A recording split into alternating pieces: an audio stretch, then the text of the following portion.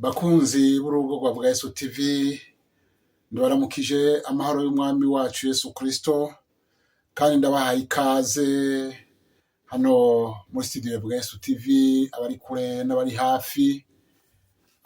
Mukomeze gukurikirana ubutumwa bwiza ubugira kandi. Bakunzi b'urubuga rwa Vuga Yesu TV, reka tuganire ijambo ry'Imana muri uyu mwanya. Ijambo ry'Imana riri mu bubasha. Umviriza iri jambo ngomba tuganire. Ni ijambo rivuga ngo Yesu Kristo ntiyazanywe n'ikindi, yazanywe no kugira ngo turonke ubugingo kandi turonke busagutse.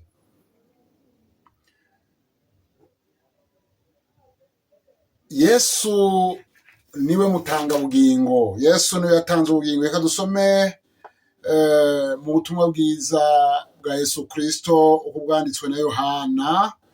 Turasoma mu gice c'icumi, duhere ku murongo w'icumi.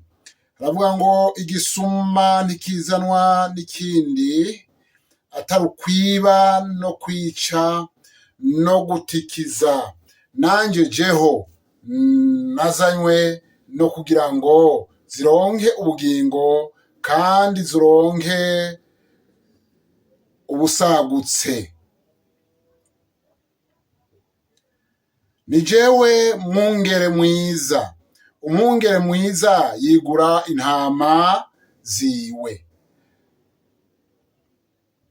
Reka duhagarare kuri aya majambo tubandanye kuganira.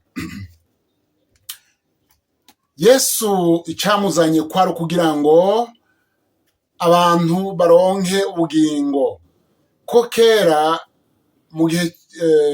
mu gihe c'isezerano rya kera, abantu nta bugingo busagutse bari bafise, kuko kugira ngo baronke uguharirwa no gucungurwa babanza gutanga ibimazi.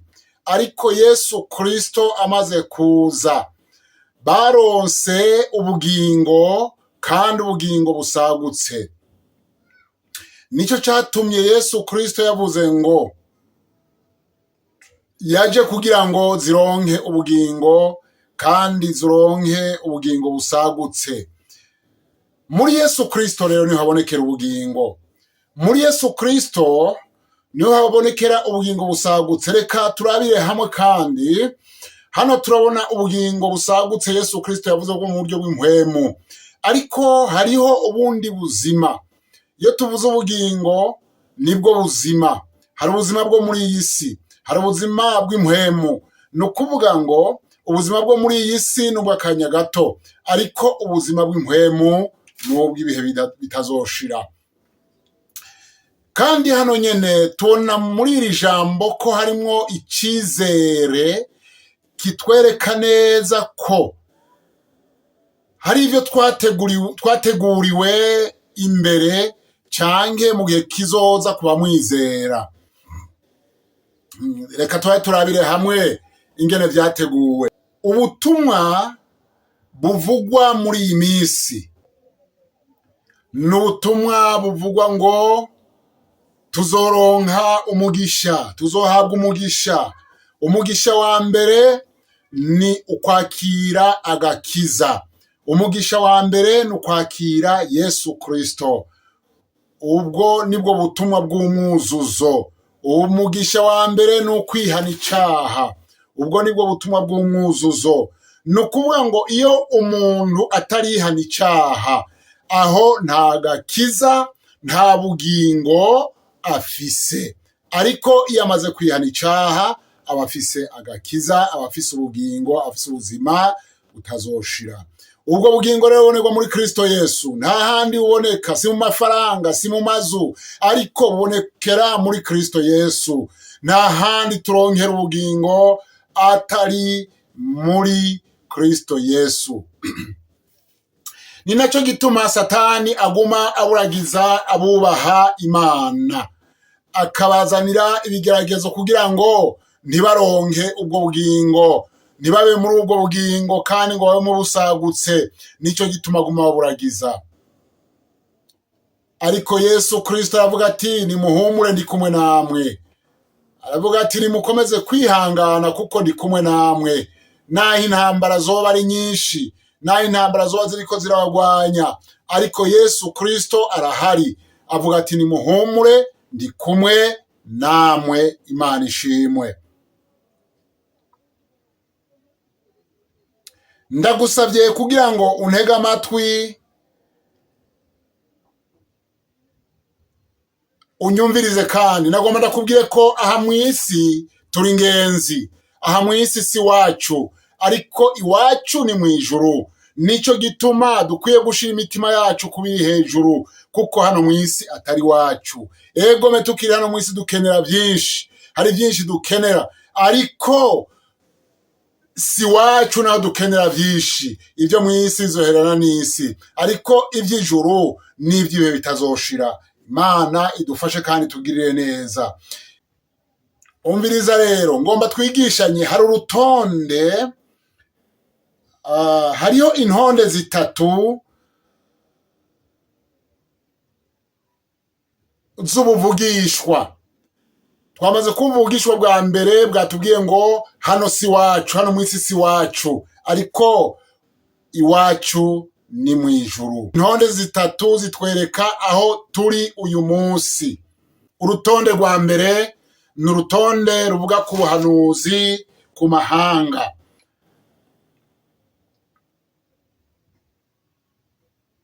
Muri uru rutonde hari amahanga ashika 8.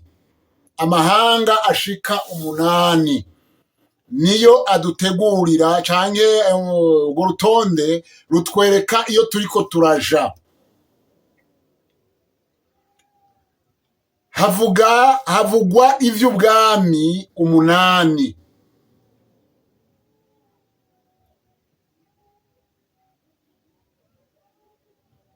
Reka ndagusabe unyumvirize cyane. Reka tubanze dusome iri jambo riri Ishuri Yohana igice cya 17, dusome ku murongo w'9 gushika ku murongo w'11. Turasoma mu izina rya Yesu Kristo. Aha niho umutima w'ubwenge userukira. Imitwe ndwi, iyo niyo misozi indwi uwo mugore yicayeko, kandi niyo bami indwi. Batanu barakombowe, umwe ariho, uwundi we ntaraza, kandi niyaza azoba ari uwo kumara igihe gito. Kandi cya gikoko, cyane cyane kuri uyu murongo, kandi cya gikoko cyariho kandi kitariho, icyo ubwacyo nikigira 8, ariko kandi n'umwe muri ba bandi ndwi, kandi azoja kuranduka.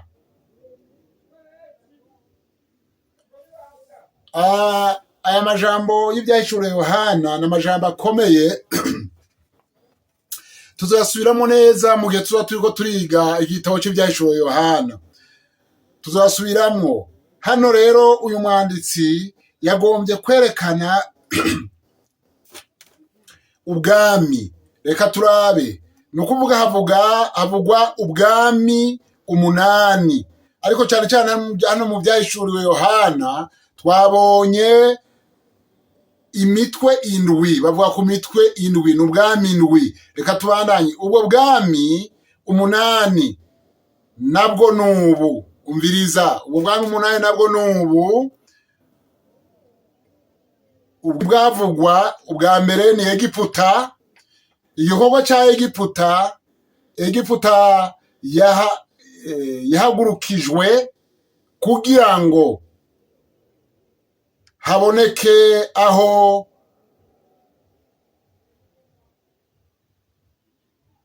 Isirayeli yoja kuruhukira cyangwa gusohokera. Muribuka neza ko Isirayeli yavuye mu gihugu c'i Kanani baja gusuhukira muri Egiputa. Bamaze igihe rero batwarwa muri Egiputa. Nico gituma Egiputa yahagurukijwe kugira ngo Abisirayeli baronke aho basuhukira.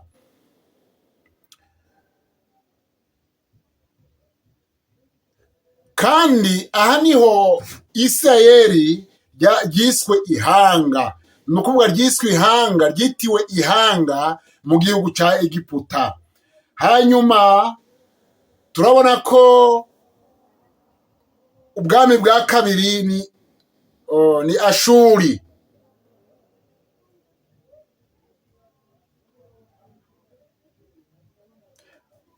Ashuri yahagurukijwe kugira ngo ihane amahanga 10 yarwanije canke yarwanya Isirayeli. Niyo catumye Ashuri ibaho. Yarahagurukijwe. Hari igihe Abisirayeli bajanywe ari nyagano, bajanwa i Ashuri, ariko aha hose kwari kugira ngo amahanga 10 yariko arwanya Isirayeli, kwari kugira ngo ahanwe n'abi Ashuri. Reka tubandanye igice ca 3. Hanyuma haza Babuloni. Babuloni irahagurutswa kugira ngo ihane Yuda na Benyamini. Babuloni ya kera niyo Irake. Babuloni ya kera niyo Irake. Muribuka mu gihe caheze turiko turiga igitabo ca Daniyeli, mu gihe giheze mwarabonye ko Babuloni yateye Ubuyuda inshuro 3, abantu batwarwa ari nyagano. Ibisi ngomba kubisubiramwo, ni wagomba kubiraba neza uraja ku rubuga uzobibona. Babuloni yatewe inshuro 3, yateye inshuro 3, itera Ubuyuda, ifata Abayuda n'Abenyamini, ibagira inyagano, amahanga 2 canke amoko 2.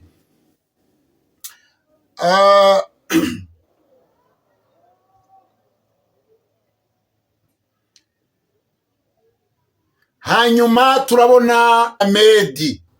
Turabona Abamedi nabo nyene ko bahagurukijwe kurwanya Abisirayeli. Abamedi n'Abaperesi. Mwaravyumvise mu gihe giheze ko turiko turasobanura ku vyerekeye ca gishushanyo Nebukadineza yabona. Twarabonye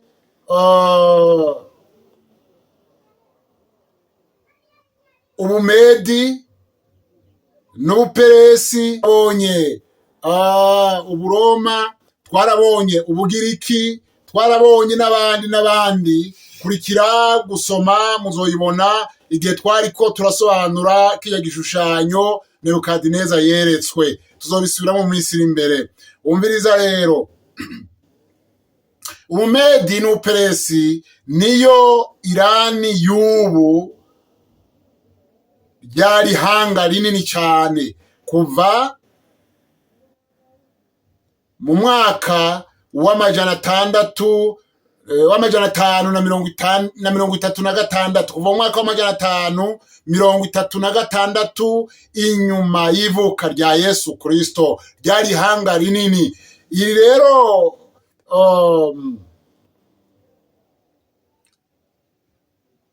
Ubumedi n'Ubuperesi ryari hanga rinini.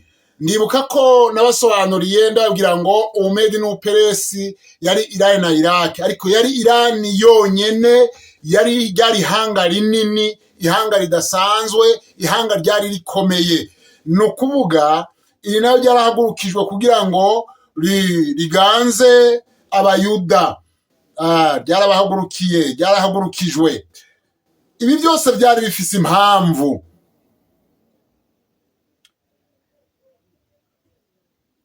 Aha hose Yesu Kristo ntiyari bwavuke. Aho Ubugiriki bwaganza isi hari mu kinjana ca 3, Yesu Kristo ataravuka mu mwaka w'332. Ubwami bwa mbere bw'Abagiriki, Umugiriki yabaye agakomeye ku isi. Uwo mugiriki niwe yagwanije isi umwanya muto cyane. Isi yose iranyiganyiga. Uyo mugiriki yagwanije isi yose mu mwanya muto cyane. Isi yose iranyiganyiga. Reka rero turabe. Twamaze kumva hariho Egiputa, niho Abisirayeli basuhukiye, niho basuhukiye. Hariho Ashuri, niho Abisirayeli batwawe ari nyagano. Hariho Ibabuloni hatwaweyo Abayuda n'Ababenyamini. Aha rero iki gihe c'Umedi n'Uperesi ariyo Iraki y'uyu munsi, ni ukuvuga ngo Abayuda bari bakiri mu kinyago. Igihe hatwara Umedi n'Uperesi, Abayuda bari bakiri mu kinyago. Hanyuma n'igihe Abagiriki batwara Babuloni, ni ukuvuga ngo batwara isi yose. Abagiriki igihe batwara isi yose, Abayuda bari bakiri mu kinyago. Hanyuma n'igihe Uburoma bwatwara isi yose, Abayuda bari bakiri mu kinyago, kugeza igihe Yesu Kristo yavukiye. Yesu Kristo yavutse rero ku ngoma y'Abaroma. Narabwiye mu gihe giheze ko gushika n'uyu munsi Uburoma bugitwara. Yesu yavutse atwara Uburoma, hanyuma n'uyu munsi Yesu Kristo yishwe n'Abaroma. Ku ngoma y'Abaroma niho yapfuye. Hanyuma Abaroma bari bafatanije n'abaherezi n'abanyabwenge b'ivyanditswe, bica umwami w'abami ariwe Yesu Kristo.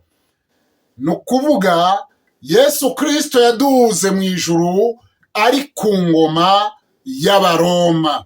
Ni ukuvuga Yesu Kristo rero azogaruka ari ku ngoma y'Abaroma. N'uyu munsi rero Abaroma baracatwara.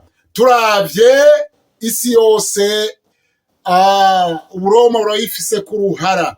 Ni ukuvuga ngo ishengero ry'Abaroma cyangwa ishengero katolike ku isi yose iraganje. Umukuru wayo ni Papa. Ni ukuvuga atwarira mu Buroma.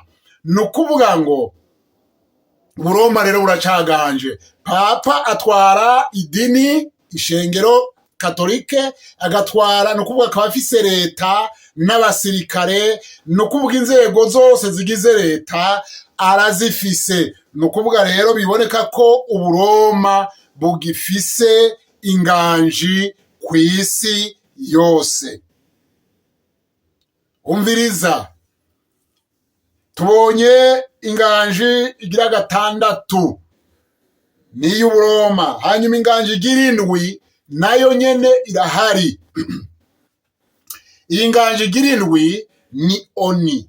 Oni rero ni ukuvuga murazi ko ariyo ibanguranya amatati y'ibihugu. Iyo ibihugu bitera cyangwa yabaye intambara mu bihugu, Oni irahaguruka ikaja hagati cyangwa ikamira, kuko Oni ifise ububasha, kandi Oni ishigikiwe na Amerika arico gihangange. Mu kindi gihe tuzoraba ibihugu biri muri Oni. Reka tuzobira mu kindi gihe. Hanyuma inganji y'umunani rero niyo igiye kuza, ntiraseruka, nahisa niyinyegeje. Inganji y'umunani ni inganji ya Antikristo. Antikristo ariko arakora mu kinyegero. Ariko hazogera igihe Antikristo akora ku mugaragaro, cyane cyane igihe ishengero rimaze gukurwa mu isi. antikristo azoca atangura gukora. Iyo ni inganji yiwe. Ni ukuvuga ubu arakora mugabo ntakora ku mugaragaro, akora nyegeye ntarigaragaza. Ni ukuvuga ngo ikizogaragaza ko azotanguye gukora ni cya gihe azoba ariko arakora cya kimenyetso c'666 666. Icyo kimenyetso gitanguye gukora ku mugaragaro, ubu kirakora mugabo kiracanyegeye. Gitanguye gukora ku mugaragaro, aho tuzoja tumenya ko antikristo ariko arakora. Ariko hamwe n'ivyo, ivyo bizogaragara cyane ishengero rimaze gukurwa mu isi, ishengero rimaze kuduganwa mu ijuru. Umviriza rero mugenzi, inshuti yanje uri kurankurikirana, reka dusozerere ngaha kuri iki kiganiro. Ariko ndakubwire nti harahiriwe wewe uzoba mu mugabane wa mbere wazoduganwa mu ijuru, hamwe inzamba y'ibanga izovuga, hanyuma hakaba gusanganirira Kristo mu kirere. Wewe uzobura umuhirwe. Ariko abazosigara mu isi, byo tuzobiraba mu kindi gihe. Hariho abazosigara mu isi, abo ni bazosigara bababajwe, bazosigara mu makuba adasanzwe. Abo ibyo tuzobiraba mu kindi gihe kizoza. Ndakwifuriza kwizera uyu munsi, ndakwifuriza kugira umugisha, mu bazoduganwa mu bwami bwo mu ijuru. Rero mwene data, niwizere Yesu Kristo. Nimba utarizera, warizeye naho, komeza kwezwa no gutunganywa. Rondera ukwezwa no gutunganywa. Hariho amaraso ya Yesu niyo atunganya abantu. Hariho amaraso ya Yesu niyo yeza abantu. Amaraso ya Yesu Kristo afise ububasha bwose bwo koza ico ry'ibyaha. Nuko bene data, umwami abagirire neza, kandi umwami akomeze kubahezagira. Muri iyi si turi mu ntambara, muri iyi si kuko atari wacu hari biturwanya, ariko Yesu Kristo yatsinze ibyo byose biturwanya, kuko nta kintu cyamuzanye. Reka dusenga Imana. Mwami Imana yacu, turagushimiye kuri Imana igira neza. Ndagushimiye ko uri Imana udukunda kandi utwitwarira ukatwitaho. Ndasengeye wese yumve iri jambo ryawe kandi azoryumva. Mwami ukomeze kumugirira neza. Urakoze, azakomeze kubakwa nawe. Data buje urakoze, izina ryawe rikomeze guhabwa icubahiro. Mu izina rya Yesu Kristo niho tubisavye. Mwari kumwe na mwene so nimenye Emmanuel. Hanyuma nagomba ndagusabe, ibyo datahura andika muri commentaire ubaze. Ndakusabye, ndakwinginga kugira ngo wibuke gushirako j'aime, fyonde kuri kajya gakumu ugafyondeko, hanyuma wibuke no gusangiza benshi ubutumwa bwiza. Ngomba nongeye ndagusengere kandi wewe uzokwibuka gufyonda kuri j'aime no kugira commentaire. Mwami Yesu, uyu wese azogira commentaire, uyu wese azofyonda kuri j'aime kuri kajya gakumu, ndamusengeye mu izina rya Yesu Kristo. Uzumuha umugisha, ibyo azokora ko byose uzobihezagire. Urakoze nyagura ku ngoma, mu izina rya Yesu Kristo niho tubisavye. Amen.